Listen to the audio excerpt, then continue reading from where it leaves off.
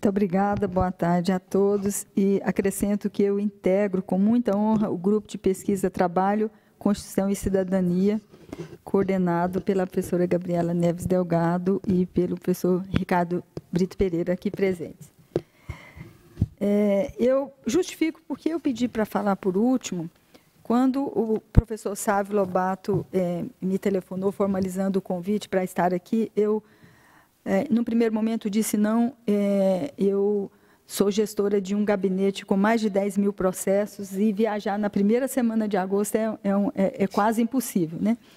Mas, em se tratando de um convite do grupo de pesquisa da UNB e da Escola Judicial e do TRT do Paraná, eu não tive como recusar, né, professora?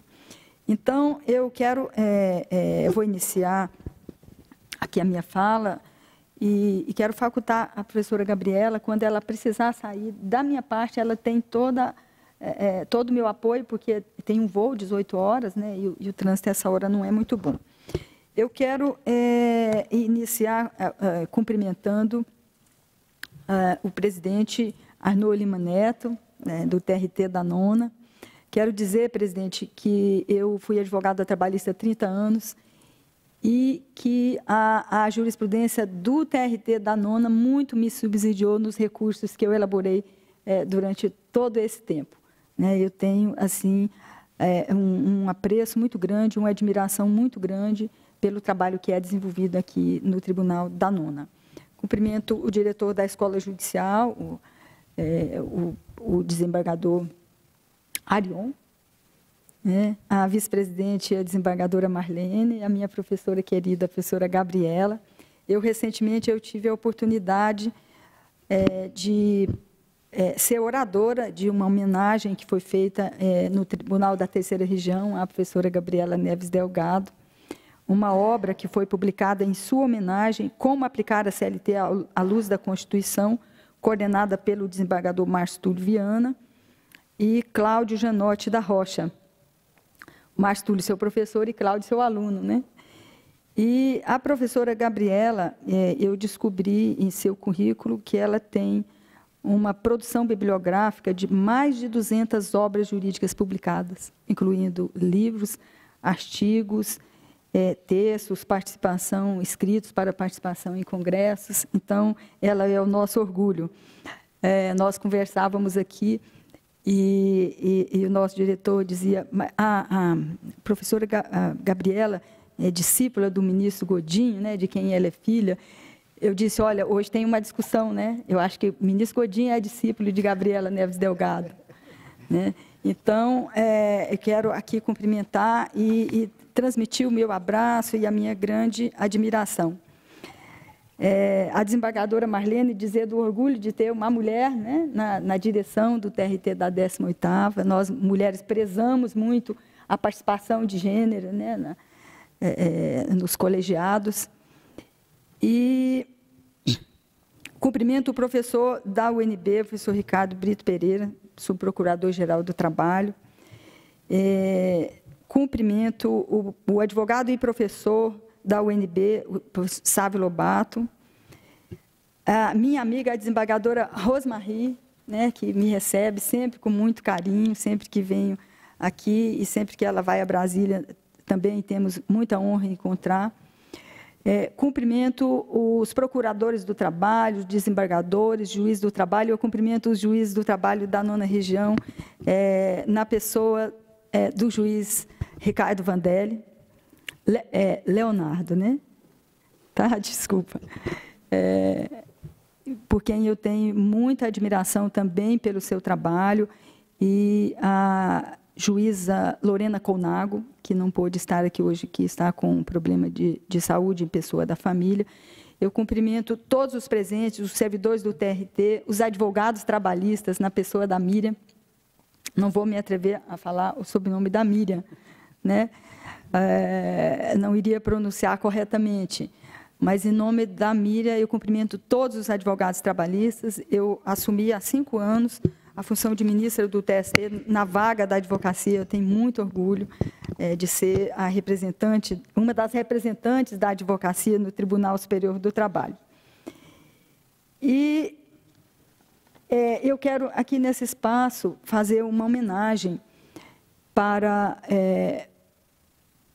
o ministro Francisco Fausto Paula de Medeiros, que foi presidente do Tribunal Superior do Trabalho de 2002 a 2004 e que faleceu no sábado. Hoje está sendo realizada a missa de 7º dia, né? E homenagem também a Evaristo de Moraes Filho, né? Dois grandes personagens do cenário jurídico brasileiro. O professor Fausto exerceu a presidência do TST num momento muito difícil, um momento até, num cenário até parecido com o de hoje, né, em que se propunha extinguir a Justiça do Trabalho, extinguir o Tribunal Superior do Trabalho, e ele concluiu ali a sua gestão com a promulgação da Emenda 45, que fortaleceu muito a Justiça do Trabalho. E minha homenagem a esses dois grandes homens. Eu sempre digo que pessoas como Oscar Niemeyer, como Francisco Fausto Paula de Medeiros, como Evaristo de Moraes Filho, eles não deveriam morrer, né? Mas isso é um fato que acontecerá com todos nós, então resta nos homenagear e sempre prestigiar o legado que esses grandes homens nos deixam, né? E antes de entrar no tema, o tema que nós vamos falar, que a professora Gabriela, a desembargadora Marlene, é um tema bastante árido, né? A abordagem desses temas e da desconstrução que estão querendo fazer da justiça do trabalho e do direito do trabalho são sempre temas áridos, né? Mas antes disso eu quero falar de uma notícia, uma grata notícia que eu recebi hoje, uma publicação que foi feita no jornal Estado de São Paulo. Ruth Manos estreia coluna do Estado. A Ruth Manos é filha do ministro Pedro Paulo Teixeira Manos e da Maria Eugênia. De formação jurídica, ela, no ano de 2014, ela concluiu o mestrado na PUC de São Paulo, e a dissertação dela, professora Gabriela, foi a proteção internacional do trabalho doméstico e a adequação da proteção brasileira às diretrizes da Organização Internacional do Trabalho. Muito interessante o trabalho dela, e a Ruth, nesse domingo, estreia uma coluna no Estado de São Paulo, e, segundo ela, com muito orgulho, porque ela será colunista ao lado de Luiz Fernando Veríssimo, né, que é gaúcho, e ao lado do historiador Leandro Carnal.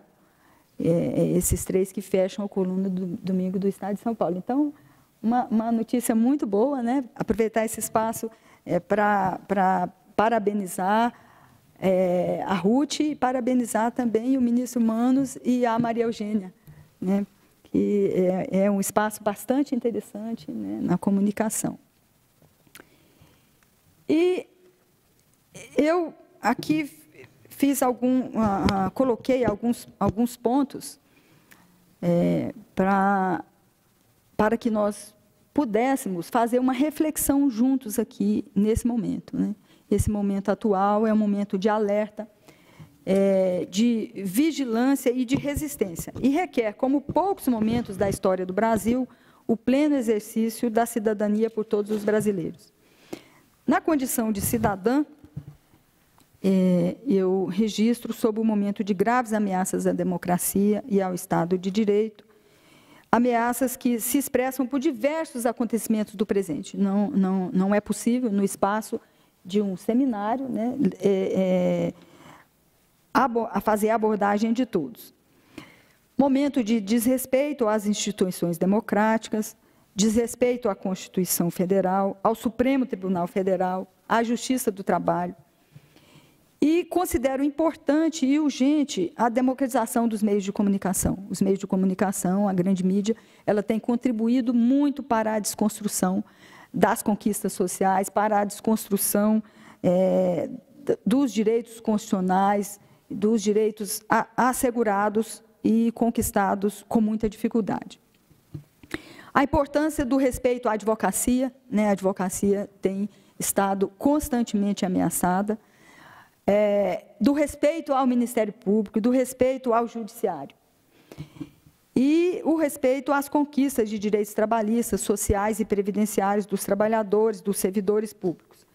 A importância do respeito à universidade, né? A professora Gabriela, recentemente, no nosso grupo do fórum, né, nós fizemos lá uma discussão sobre os ataques à universidade, o desrespeito à universidade. E o respeito a todas as instituições democráticas representativas da sociedade e representativa do povo brasileiro. No esteio desses ataques, eu selecionei, para ler só o título, muito rapidamente, algumas publicações, a maioria do mês de agosto. Estado de Mato Grosso do Sul, entra na pauta a flexibilização da CLT. Democracia sequestrada, 55 ameaças à classe trabalhadora. Eu vou depois falar um pouco sobre essa questão. É uma pesquisa do INESC, da ANAMATRA, da CONTAG e do DIAP, constatando a existência de 55 projetos de lei na Câmara e no Senado de ameaças à democracia e aos direitos. Os ataques ao direito e à justiça do trabalho no Brasil, Gazeta do Povo, aqui do Paraná, do dia 3 de maio de 2016. Cresce desemprego e pressão por reformas. Governo estuda flexibilizar normas de segurança do trabalho. Gazeta do Povo, de 1º de agosto, agora. Preocupação. Isso aqui fala sobre o PLP 257 de 2016, e diz o seguinte aqui, a publicação também da Gazeta Digital de Mato Grosso. Caso o texto seja aprovado como está, a AMAN considera que poderá inviabilizar o funcionamento de órgãos como o Poder Judiciário, o Ministério Público, a Defensoria Pública. Modernização das leis trabalhistas garantirá crescimento econômico ao Brasil, dizem especialistas. Isso, uma publicação do Globo Online, de 2 de agosto. Isso aqui apenas para exemplificar.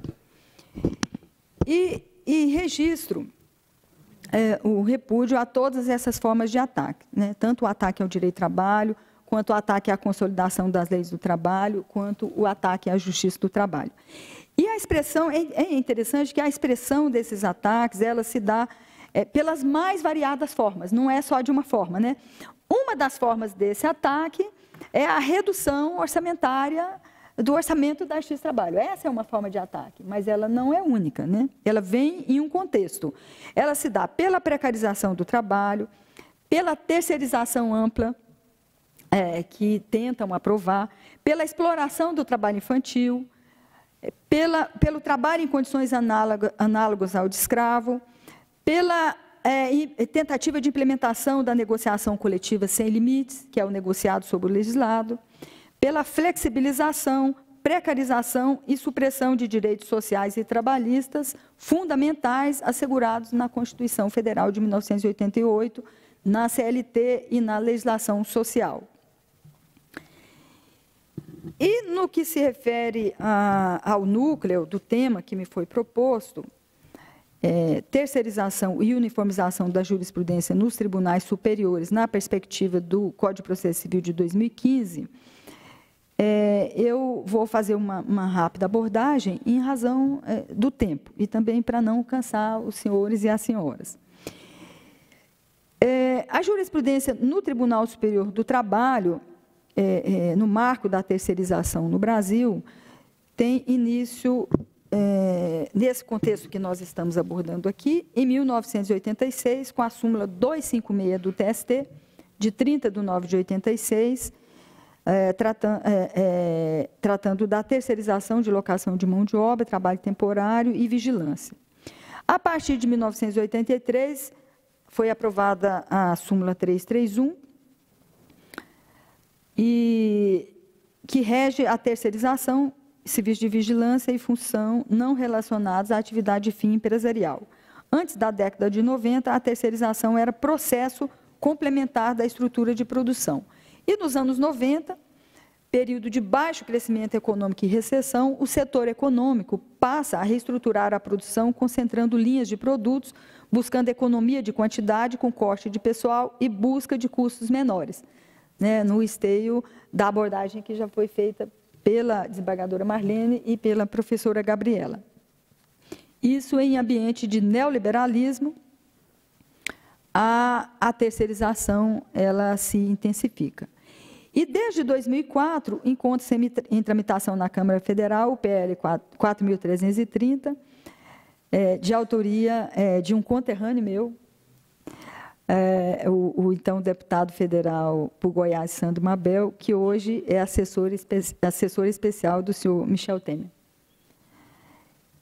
No Supremo Tribunal Federal, em 2010, todos nós conhecemos todos nós acompanhamos, né, as discussões e as consequências da ADC 16, com implicações na súmula 331 quanto à responsabilidade subsidiária de entes públicos. De vez em quando, nós, ministros lá do Tribunal Superior do Trabalho, temos alguma decisão de turma nossa cassada pelo Supremo Tribunal Federal em reclamação, né, decorrente dessa matéria. E, mais recentemente, o RE 71.3211 da CENIBRA, em que foi relator o ministro Luiz Fux, acolhendo a repercussão geral na terceirização, com efeitos também bastante complexos na nossa atuação. E o projeto de terceirização, aprovado na Câmara, encontra-se atualmente no Senado Federal, diversas notícias e articulações de setores exercendo pressões para a inclusão na pauta e para a aprovação da terceirização. Eu me subsidiei para esse roteiro, nesta obra, Os Limites Constitucionais da Terceirização, da professora Gabriela e do procurador Helder Santos Amorim. E eles fazem uma importante abordagem sobre a terceirização no direito comparado, e é interessante observar, professora Gabriela, como o Brasil tenta estabelecer um modelo próprio, até mais amplo, né, do que os precedentes que nós colhemos do direito comparado, né? Porque a terceirização ampla para todos os setores da atividade, nós vamos chegar ao ponto de ter empresas ocas, né, como aquele artigo que foi elaborado pelo grupo e divulgado no blog e em vários setores da imprensa. Empresas ocas, empresas sem nenhum trabalhador. E eu trouxe aqui também alguns dados, rapidamente, sobre a terceirização. Trabalhadores e trabalhadoras recebem, em média, 30% a menos e trabalham quase 30% a mais e se acidentam mais. O Brasil tem 12 milhões de trabalhadores terceirizados, 20% da mão de obra do país, e com a aprovação da terceirização na forma preconizada, esse número seria elevado para 40 milhões de trabalhadores. E todos nós sabemos o efeito nefasto que teria para os trabalhadores e para o direito do trabalho. E coletei também algumas afirmações interessantes de respeitados pesquisadores e professores e sociólogos sobre a terceirização. Inicio pelo professor Rui Braga, da USP de São Paulo, em entrevista à Carta Capital, no dia 22 de abril de 2015. Ele afirma: a aprovação da terceirização completa o desmonte dos direitos trabalhistas iniciado pelo ex-presidente Fernando Henrique na década de 90, e será a maior derrota popular desde o golpe de 64. O professor Ricardo Antunes, da Unicamp, ele complementa: para a classe trabalhadora, a terceirização tem o significado, guardadas as diferenças do tempo histórico, ao retorno da escravidão. E completa a professora Graça Duque: depois do golpe de 64 e do período da ditadura militar, o atual momento é um dos mais perigosos para a democracia brasileira e para o conjunto dos trabalhadores. E, já quase concluindo, a terceirização na jurisprudência do Tribunal Superior do Trabalho. Tem o marco sobre o qual eu já abordei, e com a aprovação ilimitada da terceirização, que, se depender dos movimentos de resistência dos quais participamos, não acontecerá, mas, se acontecer, a jurisprudência do Tribunal Superior do Trabalho será desconstruída, assim como será desconstruído o direito do trabalho. E, na tramitação do projeto na Câmara, 19 dos 27 ministros do TST assinaram uma nota técnica que foi enviada a todos os deputados, explicitando de forma fundamentada a posição contrária dos ministros à aprovação da terceirização. Eu havia separado alguns pontos daquele documento para destacar aqui, mas vou deixar de fazer. Esse documento ele está disponível na internet. E agora, em junho de 2016, 20 ministros do TST assinaram o documento em defesa do direito do trabalho e da justiça do trabalho no Brasil. Também esse documento está disponível, é do conhecimento de todos as divergências que tem hoje no Tribunal Superior do Trabalho entre as posições do presidente, ministro Ives Gandra da Silva Martins Filho, e um número grande de ministros. Esse documento, que foi assinado em junho, tem a assinatura de 20 ministros dos 27 do Tribunal Superior do Trabalho. E a divergência não é pessoal, a divergência é uma divergência da forma de defesa do direito do trabalho. E isso ficou também expresso em uma recente audiência pública que foi realizada na Câmara Federal, onde participaram da audiência pública o ministro Ives e o ministro Maurício Godinho. E a imprensa destaca a diferença de posicionamentos em relação à defesa do direito do trabalho. O ministro Ives, ele defende a negociação coletiva de uma forma bastante ampla e que, da forma como é defendida, assim, de uma forma muito resumida, coloca em risco a legislação protetiva concebida e levada a efeito há 75 anos através da consolidação das leis do trabalho. E a Faculdade de Direito da UNB, ali através do grupo de pesquisa Constituição, Trabalho, Constituição e Cidadania, como já disse, coordenado pela professora Gabriela e pelo professor Bito Pereira, tem feito um trabalho importante de resistência, assim como a Universidade Federal do Paraná, a Universidade Federal do Rio de Janeiro e vários outros setores da academia no Brasil, e de grande importância. Foram realizadas aulas públicas, né? Aulas públicas com grande participação, porque é interessante a importância de conscientizar os próprios trabalhadores terceirizados. Muitas vezes os trabalhadores terceirizados eles não têm a consciência, né, do malefício que será a aprovação ampla de uma lei de terceirização assim tão ampla, né? E vou deixar de fazer a abordagem relacionada com o Código de Processo Civil de 2015. O TST discutiu e aprovou uma instrução normativa, a Instrução Normativa 39, e o objetivo foi transmitir segurança jurídica ao jurisdicionado e aos órgãos da Justiça do Trabalho e prevenir nulidades processuais que seriam altamente prejudiciais à celeridade. E, com isso, o TST seguiu a tradição de acautelar-se por meio de instruções normativas, revelando, assim, a primeira inclinação do TST sobre os ritos novos do CPC de 2015, mas, como todos nós sabemos, não tem força vinculante, a não ser entre os próprios ministros do Tribunal Superior do Trabalho, porque ali foi discutida e aprovada no pleno, né? Mas não tem efeito vinculante. E eu concluo ponderando que a imprensa, a abordagem que eu já fiz, que a imprensa tem divulgado com insistência e reiteração, artigos, matérias, editoriais alusivos à terceirização, precarização, propostas de reforma da CLT, ataques ao direito do trabalho e à justiça do trabalho.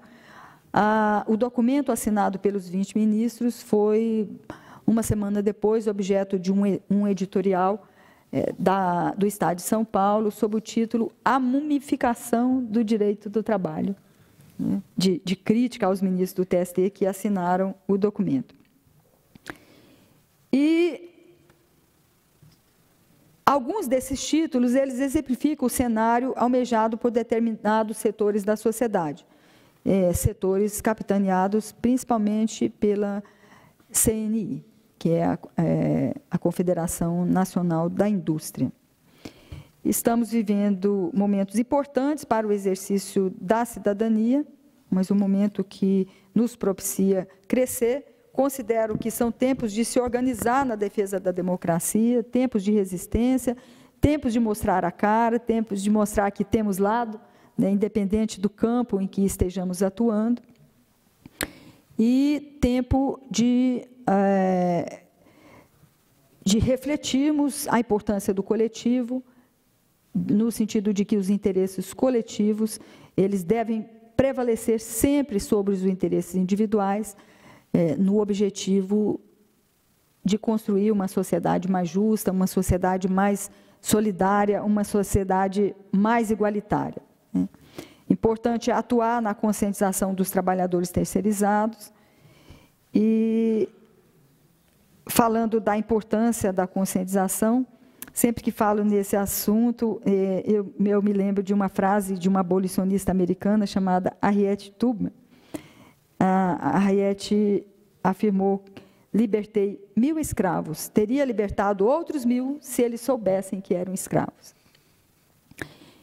E a defesa da democracia, da Constituição Federal, que preconiza a valorização do trabalho e da dignidade humana, ela não harmoniza com a flexibilização, nem com a precarização de direitos, nem com a institucionalização de uma subcategoria de trabalhadores à margem dos direitos, das garantias e do tratamento conferido aos demais trabalhadores.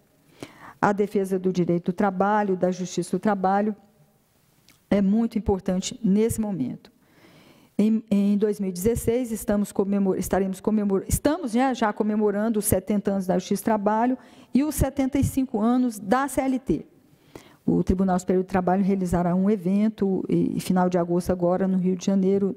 Nessa programação, outros eventos também estão sendo organizados. E é importante que sejamos afirmativos na defesa de uma das mais importantes instituições do Brasil, que é a Justiça do Trabalho, e intransigentes na defesa do direito do trabalho e de seus princípios. Eu agradeço a oportunidade de falar na escola, no Tribunal da 9ª Região, e também como membro do grupo de pesquisa. Muito obrigada, um grande abraço para todos vocês. E meu gabinete estará sempre de portas abertas para a advocacia, para o Tribunal do Paraná, para a escola, enfim, para todos vocês. Um abraço muito grande.